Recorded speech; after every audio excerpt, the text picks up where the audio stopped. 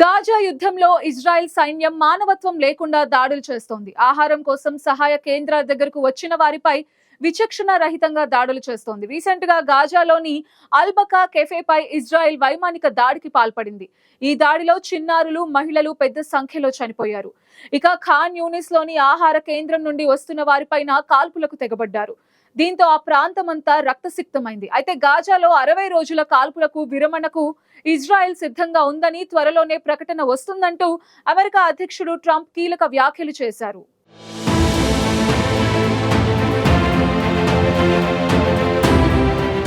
గాజాలో Israel తన పాశవిక దాడులను కొనసాగిస్తూనే ఉంది.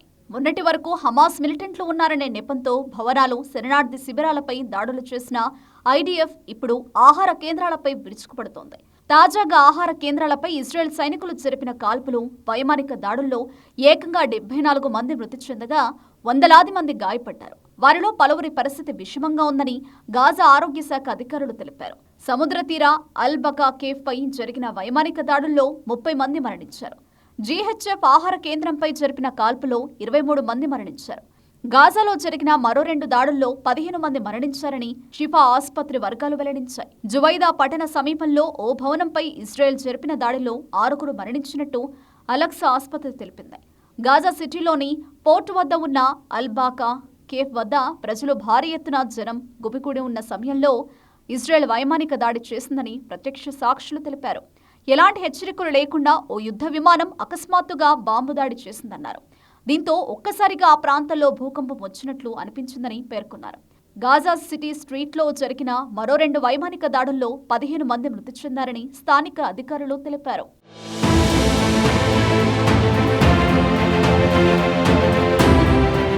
20 నెలలుగా సాగుతున్న యుద్ధ సమయంలోనూ ఈ కేఫ్ తెరిచే ఉంది.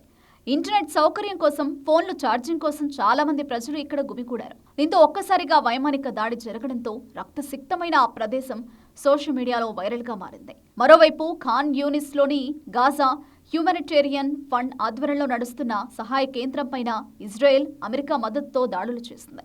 అక్కడి నుంచి వస్తున్న సామాన్య పౌరులపై కాల్పులు జరిపారు. సైనికులతో కూడిన యుద్ధ ట్యాంకులు, వాహనాలు తమ వైపు దూసుకొచ్చాయని, ఇష్టానికి కాల్పులకు దిగాయని ప్రత్యక్ష సాక్షులు వెల్లడించారు.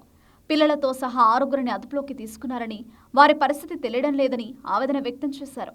ఇజ్రాయెల్ బలగాలు కాల్పులు జరపడంతో 11 మంది ప్రజలు చనిపోయినట్లు గాజా ఆరోగ్య మంత్రిత్వ శాఖ తెలిపింది. గత నెల రోజులుగా మానవతా సహాయం కేంద్రాలపై భద్రతా బలగాలు దాడి చేయడంతో సుమారు 500 మంది పౌరులు మృతి చెందారని, వారిని తమ ఆసుపత్రికి తీసుకొచ్చినట్లు ఖాన్ యూనిస్లోని నాసర్ ఆసుపత్రి పేర్కొంది.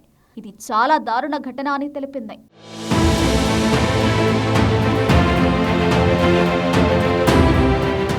ఇదిలా ఉండగా ఇజ్రాయెల్ గాజా యుద్ధంపై అమెరికా అధ్యక్షుడు డొనాల్డ్ ట్రంప్ ఆసక్తికర ప్రకటన చేశారు. ఇరాన్ మద్దతు కలిగిన హమాస్ ఉగ్రవాదులు గాజాలో ఇజ్రాయెల్తో 60 రోజుల కాల్పుల విరమణకు తుది ప్రతిపాదనకు అంగీకరించాలని కోరారు. దీనికి సంబంధించిన పత్రాలను ఖతార్, ఈజిప్టుకు మధ్యవర్తిత్వం వహించే అధికారులు అందిస్తారని తెలిపారు. తమ ప్రతినిధులు గాజా విషయమై ఇజ్రాయెల్ అధికారులతో సుదీర్ఘమైన సమావేశాన్ని నిర్వహించారని ట్రంప్ తన సోషల్ మీడియా ప్లాట్ఫామ్ ట్రూత్ సోషల్లో పోస్టు చేశారు. అమెరికా ప్రత్యేక రాయబారి స్టీవ్ విట్కాఫ్, విదేశాంగ కార్యదర్శి మార్కో రూబియో, ఉపాధ్యక్షుడు జేడీ వాన్స్ తదితరులు ఇజ్రాయెల్ ప్రధానమంత్రి బెంజమిన్ నెతన్యాహు సీనియర్ సలహాదారు రాన్ డెర్మర్తో సమావేశమయ్యారని తెలుస్తోంది. కాగా 60 రోజుల కాల్పుల విరమణను ఖరారు చేసేందుకు రూపొందించిన షరతులను ఇజ్రాయెల్ అంగీకరించిందని, తాము ఈ యుద్ధాన్ని ముగించడానికి అన్ని పార్టీలతో కలిసి పనిచేస్తామని ట్రంప్ పేర్కొన్నారు. ఖతార్, ఈజిప్ట్ ప్రతినిధులు హమాస్కు ఈ తుది ప్రతిపాదనను అందజేస్తారని ట్రంప్ పేర్కొన్నారు. మిడిల్ ఈస్టులో మంచి జరిగేందుకు హమాస్ ఈ ఒప్పందాన్ని అంగీకరిస్తుందని భావిస్తున్నారని, దీనికి సమ్మతించని పక్షంలో పరిస్థితులు మరింత దిగజారవచ్చని ట్రంప్ వ్యాఖ్యానించారు. గాజాలో ఇజ్రాయెల్, హమాస్ ఉగ్రవాదుల మధ్య బందీల విడుదల కోసం ఈ కాల్పుల విరమణ ఒప్పందం కుదిరిందని ట్రంప్ పేర్కొన్నారు.